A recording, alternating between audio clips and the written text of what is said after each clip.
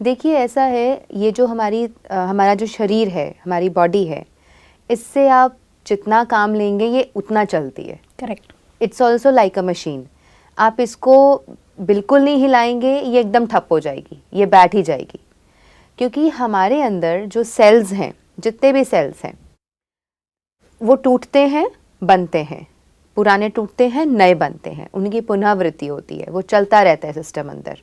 Every 4 months हमारा जो पूरा ब्लड है वो भी अंदर से चेंज होता है। जी। ऐसे ही हमारे सेल्स भी टूटते हैं, नए बनते हैं। तो जब हम कसरत करते हैं, परिश्रम करते हैं, मेहनत करते हैं, वर्कआउट्स करते हैं, जी। प्राणायाम करते हैं, एक्सरसाइजेस करते हैं या वॉक करते हैं, तो एक ऊर्जा पैदा होती है और हमारे अंदर नवीनता भी आती है। करेक्ट।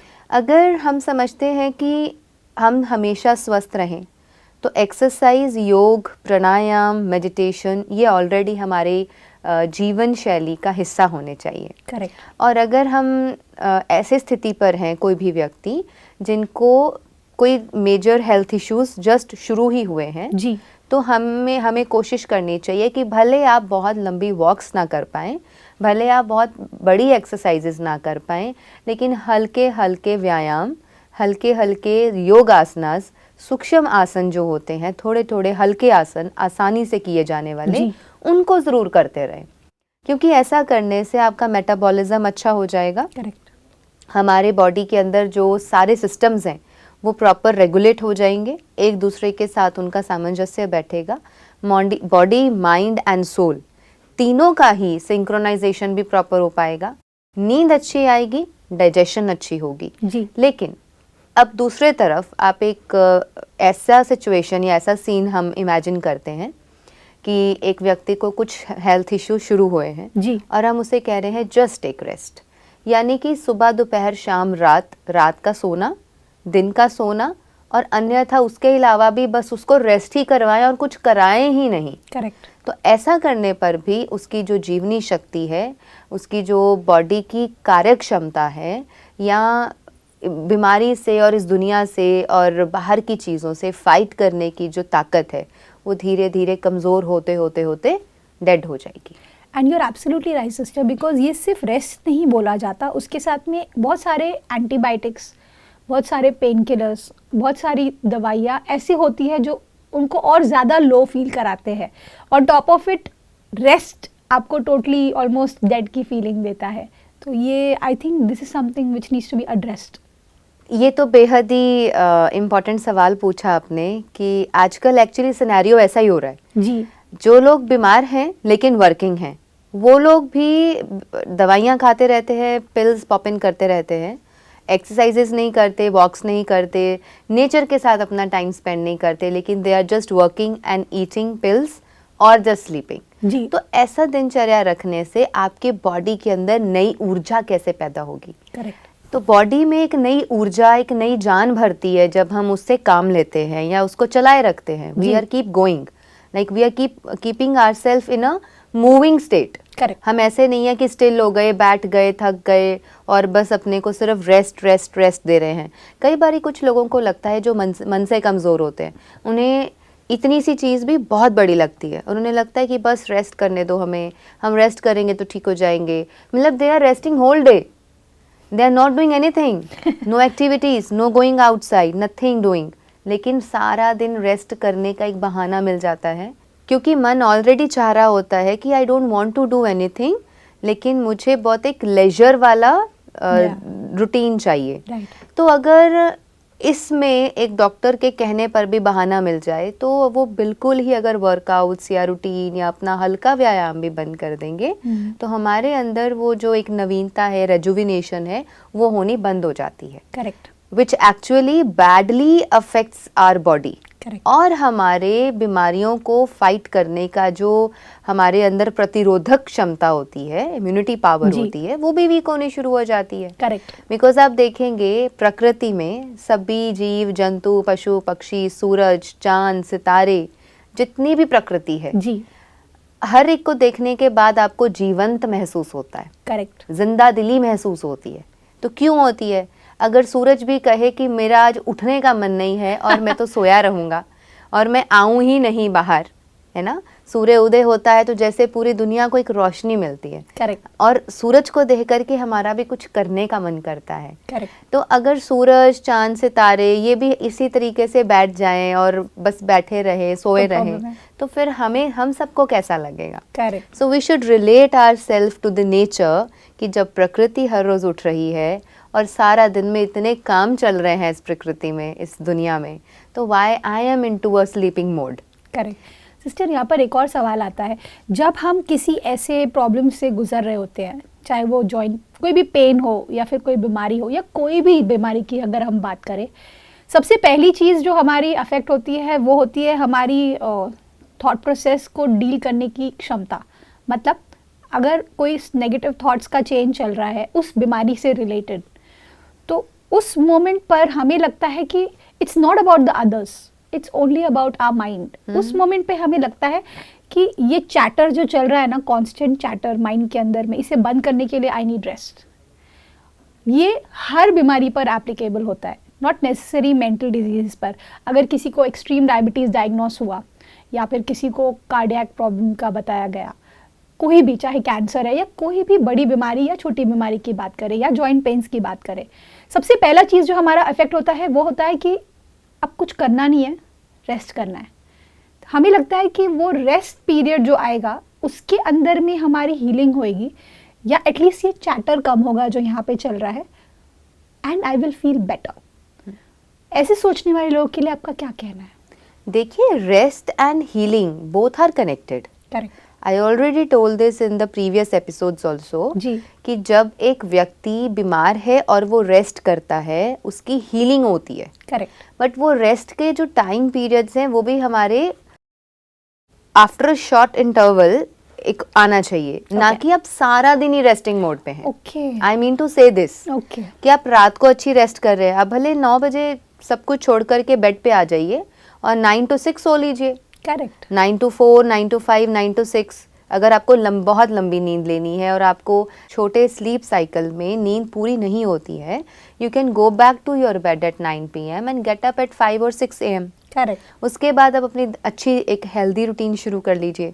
दिन में भी भोजन करने के बाद आप 1 या 2 घंटे की नींद लेना चाहते हैं, वो भी सो लीजिए। मॉर्निंग में भी आप चाहते हैं कि आधा घंटा सोना चाहते हैं अपने मॉर्निंग रूटीन के बाद, वो भी आप एक नैप ले लीजिए। लेकिन उसके बीच के टाइम में कुछ तो क्रिएटिव करें। Okay, do something, either follow your hobbies, जी, do some creativity, go out and meet someone, या आप अपने रिश्तेदारों से, दोस्तों से, या अपने किसी काम में अपने मन को थोड़ा व्यस्त करें। एंगेज करें। जब आप इंगेज करते हैं, खुद को व्यस्त करते हैं, तो आप धीरे धीरे बीमारियों से दूर हटने लगते हैं। करेक्ट, और अगर वो काम आपकी हॉबी हो और आपको खुशी देने वाला हो, फिर तो निश्चित है कि आप अपनी बीमारियों से बहुत जल्द बाहर आएंगे। Wow, this is superb sister. एक और बात इससे जुड़ती है, जैसे हम बात करें एक्सरसाइजेस की, मैं जानना चाहती हूँ कि अगर इस तरह की प्रॉब्लम्स है, स्पेशली जॉइंट से रिलेटेड या अर्थराइटिस से related, what kind of exercises are suitable? कौन सी ऐसे एक्सरसाइजेस है जो हमें करनी चाहिए, किस लेवल तक करना चाहिए, कितनी इंटेंसिटी में करना चाहिए ताकि वो हमें बेनिफिट करे? Exercises in the case of joint pain, arthritis pain, osteoarthritis pain, osteoporosis, या स्पेशली नी पेन्स, बैक पेन्स, या full body pain, shoulder pain, ये जितने भी वात रोग से संबंधित पेन्स हमारी बॉडी में होती हैं, इनके लिए भाग दौड़ करना, रनिंग करना तो बिल्कुल अच्छा नहीं है। अच्छा, नंबर 2, बहुत लंबी लंबी सैरें करने की भी ज़रूरत नहीं है। आप सिर्फ रात्रि भोजन के बाद थोड़ा देर टहल सकते हैं, 500 काउंट्स और 1000 स्टेप्स, या फिर 15 से 20 मिनट की सैर इनफ है आपके लिए। जी, लेकिन अगर हम डेली रूटीन की बात करते हैं तो बहुत ज़रूरी हो जाता है ऐसे व्यक्ति के लिए कि जब आप अपनी नींद को पूरी करके 4 बजे, 5 बजे या 6 बजे जब भी आप उठते हैं सुबह, तो आप सबसे पहले बैठ करके हल्का सूक्ष्म व्यायाम कीजिए। पहले अपनी बॉडी को आप खोल सकते हैं विद ब्रीदिंग एक्सरसाइजेस, ओके, जैसे कि breathe in and breathe out with your arms. Arm stretch हो गया, एंकल स्ट्रेच हो गया, आप अपर बॉडी की थोड़ी थोड़ी हल्की स्ट्रेचिंग्स हो गई। तो स्ट्रेचिंग करने से, ब्रीदिंग एक्सरसाइजेस करने से और सूक्ष्म व्यायाम करने से आपकी बॉडी में जॉइंट्स की मोबिलिटी बढ़ेगी। ओके। और जब आपके सूक्ष्म जॉइंट्स की मोबिलिटी बढ़ेगी, एट द होल आपका पूरा बॉडी जो है वो ठीक होने लगेगा। वाओ। क्योंकि स्पेशली आर्थराइटिस के केस में मैंने ये चीज़ें करवा के देखी है लोगों से कि जब वो सूक्ष्म व्यायाम करते हैं, ब्रीदिंग एक्सरसाइजेस करते हैं, तो छोटे छोटे जॉइंट्स, छोटे छोटे बॉडी पार्ट्स अपने बिट्स एंड पार्ट्स में मोबाइल होना शुरू होते हैं। उनमें मूवमेंट आनी शुरू हो जाती है। जैसे कि जॉइंट पेन्स में क्या होता है, ज़्यादातर लोगों को स्टिफनेस होती है। राइट। अब जब हम ग्रीवा संचलना करते हैं, यानी कि नेक रोटेशंस एंड नेक मूवमेंट्स करते हैं, तो आपकी नेक एरिया की जो स्टिफनेस है वो कम हो जाती है। करेक्ट। आपको मूवमेंट अच्छी हो जाती है। उसके बाद आप स्कंधा शक्ति विकासा यानी कि शोल्डर्स की एक्सरसाइजेस करते हैं, आप अपने एल्बोज़ की करते हैं, रिस्ट जॉइंट की करते हैं, फिंगर्स की करते हैं। फिर आप धीरे धीरे अपने कमर की, your knees and then your ankle, then your fingers and then पूरी लेग्स, पूरी आर्म्स, सर्वाइकल के लिए अलग से। तो ये छोटी छोटी होती हैं। आप बिल्कुल आराम से बैठ करके ज़मीन पर योगा मैट बिछा करके, या एक बहुत अच्छे से, अगर आपको लगता है कि हम अपने जॉइंट्स आपके बहुत वीक है, सेंसिटिव हैं जी। और आपको जल्दी हर्ट होती है अगर कोई हार्ड सरफेस है, तो आप नीचे थोड़ा गद्देदार मैट बिछा करके उसके ऊपर ही आराम से अपना कंप्लीट एक्सरसाइजेस कीजिए। बिल्कुल। तो वो आप देखेंगे कि you will be in very flexible synchronization with your body. आपकी बॉडी ना आपको रिस्पॉन्ड देने लगेगी कि मुझे ये सूक्ष्म व्यायाम करके बहुत अच्छा लग रहा है। जब आपकी पूरी बॉडी के अंदर स्ट्रेचिंग्स एंड सूक्ष्म व्यायाम से मोबिलिटी आ गई, तो आप किसी भी बड़े आसन्स को करने के लिए तैयार हो गए। तो बॉडी हमारी जब रेडी हो जाती है एक्सरसाइजेस के लिए, आसनास के लिए और सूर्य नमस्कार के लिए, तो we are already one step ahead, you know, in the disease. उस बीमारी को लड़ने की क्षमता में या उस जर्नी में, ठीक होने की जर्नी में आप एक स्टेप अहेड वैसे ही आ गए। करेक्ट। तो बॉडी आपकी रिस्पॉन्ड करना शुरू कर देगी और आपको लगेगा कि येस, देयर इज कंटिन्यूअसली एक पॉजिटिव चेंज आ रहा है हर दिन। क्योंकि जब आप वो सूक्ष्म व्यायाम का पूरा 1 घंटा खुद को दे रहे हैं, जिसमें थोड़ा थोड़ा सूक्ष्म व्यायाम, थोड़ा प्राणायाम, थोड़ा सा मेडिटेशन और थोड़ा सा ब्रीदिंग एक्सरसाइजेस, हल्का हल्का व्यायाम कर लिया, आपकी पूरी बॉडी खुल गई, सारे सेल्स जो है वो एक्टिव हो गए, थोड़ा सा स्वेटिंग हुआ, आपकी थोड़ी सी मोबिलिटी बढ़ गई, मूवमेंट बढ़ गई। तो इतना सब करने के बाद आप देखेंगे कि सारा दिन आप एक्टिव रहने वाले हैं। और वो जब हम एक फीलिंग आती है ना कि yes, my body is able to do something and yes, मेरे अंदर जान है, एक्टिव हो गया है शरीर, अब मुझसे जो मर्जी काम करवा लो। करेक्ट। तो ये वाला फील भी आपको तभी आता है। बिल्कुल सिस्टर। और इससे एक और चीज़ कनेक्टेड है, वो हमारा मेंटल ब्लॉक्स है। कई बार ऐसा होता है कि स्पेशली जब कुछ बॉडी में होता है तो एक मेंटल ब्लॉक क्रिएट होता है उसके साथ में कि हाँ, ये मैं कर सकती हूँ, ये मैं नहीं कर सकती हूँ। जैसे फीवर आया तो मैं इतने देर थोड़ा थोड़ा काम कर सकती हूँ या मैं रेस्ट कर सकती हूँ इतने देर। Everything is planned in the mind. Literally जैसे ही कोई व्यक्ति बीमार होता है तो सबसे पहला काम करता है वो अपने दिमाग में सारी बातों को प्लान कर लेता है कि मैं इतने देर सो सकती हूँ, मेरे को इतनी देर सोना ही है, या मुझे इतना रेस्ट करना ही है, या मुझे इतना you know what I am trying to say. वो एक ऐसा फेज रहता है जब लिटरली कोई भी बीमारी आपको छूती है ना, तो आप एक लाइफस्टाइल खुद ही अपनी माइंड में बना लेते हो। भले डॉक्टर कुछ और बोल रहा है, लेकिन आप अपनी सहूलियत के अनुसार you create a lifestyle. In that state अगर हमारा मेंटल ब्लॉक निकले, जैसे आप कह रहे हैं कि धीरे धीरे आप अपनी बाउंड्रीज को बढ़ाइए, धीरे धीरे स्टेप आउट कीजिए, धीरे धीरे एक्सरसाइजेस कीजिए, इससे ना ये फीलिंग आने लगती है कि हाँ, मैं एक पेशेंट नहीं हूँ, मैं हील हो रहा हूँ या हील हो रही हूँ।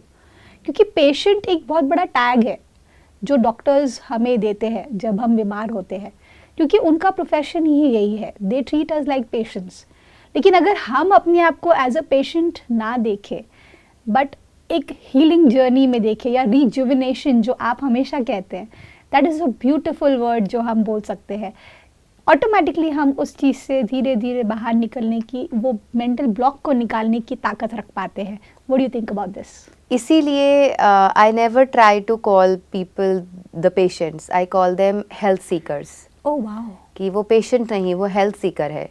हेल्थ खराब है, हेल्थ ठीक नहीं है, they are seeking the health. क्या बात है। So I personally don't like calling them patients, because patient एक शब्द ऐसा है जो डॉक्टर के साथ और हॉस्पिटल्स के साथ, Medicines के साथ, बीमारियों के साथ, Correct. मेडिसिन्स के साथ जुड़ा हुआ है। तो पेशेंट का शब्द यूज़ करते ही सामने वाले को भी पेशेंट वाली फीलिंग आने लगती है कि मैं Correct. बीमार व्यक्ति हूँ। Correct. But I call them health seekers, Wow. कि हेल्थ खराब थी, गलतियाँ करी हैं, कोई बात नहीं, अब अपनी हेल्थ बनाना चाहते हैं, तो दे आर हेल्थ सीकर्स।